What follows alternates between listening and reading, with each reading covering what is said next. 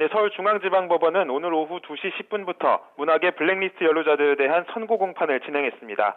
현재까지 수개월 동안 국정농단 재판이 진행되면서 청와대 비선진료나 삼성합병 압박 등에 대한 법원의 1심 선고는 이미 나온 상황인데요.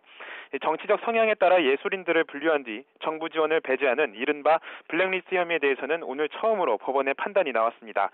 먼저 법원은 블랙리스트를 주도한 혐의를 받는 김기춘 전 비서실장에게 징역 3년을, 조윤선 전 문체부 장관에게는 징역 1년에 집행유예 2년을 선고했습니다. 재판부는 정부의 예술인 지원 사업의 독립성과 의결 방법이 명문화된 상황에서 특정인의 지원을 배제한 것은 명백한 직권 남용이라고 밝혔습니다. 그러면서 정치적 기호에 따라 특정 예술가들에 대한 창작 활동 지원을 배제한 건 건전한 비판 활동을 제약할 수 있다고 지적했습니다. 또 블랙리스트를 운용하는 과정에서 여러 문체부 직원들이 고통을 느꼈고 법치주의 국가의 예술 지원 공공성에 대한 국민 신뢰를 훼손했다고 지적했습니다. 이 과정에서 김기춘 전 실장의 경우엔 정점에서 범행을 지시하거나 독려했지만 재판 내내 혐의를 부인하며 책임을 회피했다고 지적했습니다. 조윤선 전 장관의 경우 문학의 블랙리스트 관리에 가담한 혐의는 인정되기 어렵다고 판단했지만 블랙리스트의 존재 여부에 대한 국회 위증은 그 책임이 인정된다고 설명했습니다.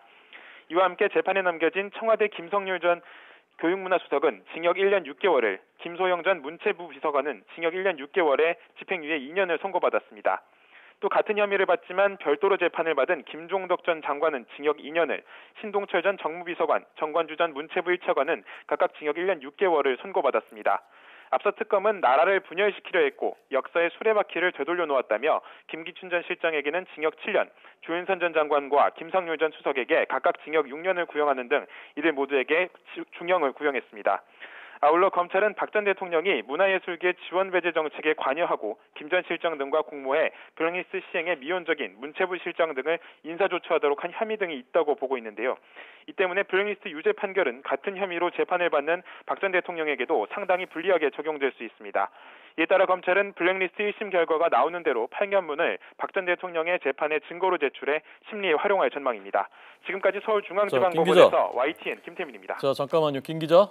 예. 그 법정에도 김 기자 직접 들어가서 취재를 했습니까? 아니면 어떻게 됐죠? 현재 취재 기자가 법정에서 상황을 보고 있는 상황입니다. 네, 법정 분위기는 어땠다고 합니까? 판결이 나온 즉시 재판을 방청하고 있던 일부 보수 성향의 방청객들이 강하게 항의하며 일제 소란이 빚어지기도 했는데요.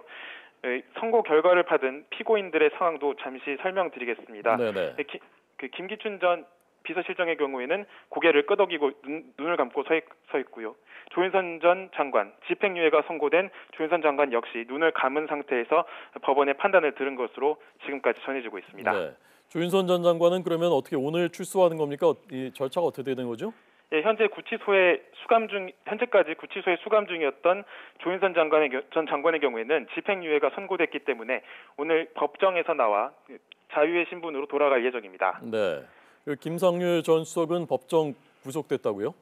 예, 그렇습니다. 김상률 전 수석은 불구속 상태에서 재판을 받아왔지만 현재 유죄 판결이 나왔기 때문에 오늘 즉시 법정 구속이 된 상황입니다. 네. 그러니까 재판은 지금 다 끝난 겁니까? 선고 공판은?